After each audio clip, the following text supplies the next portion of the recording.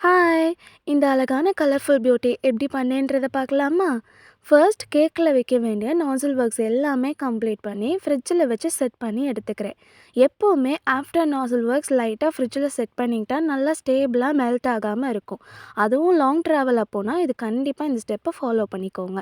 And then இந்த குட்டி குட்டி கேக் பாப்ஸ் எல்லாமே ப்ளேஸ் பண்ண ஸ்டார்ட் பண்ணிட்டேன். கேக் பாப்ஸை சாக்லேட் கோட் பண்ண எப்போவுமே ஃபோர்க் யூஸ் பண்ணிங்கன்னா கம்ஃபர்டபுளாக இருக்கும். எக்ஸஸ் சாக்லேட்டை அப்போ தான் டேப் பண்ணி ரிமூவ் பண்ண முடியும். இல்லைனா வெளியே இருக்க கோட்டிங் ரொம்ப ஹார்டாக இருக்கும்.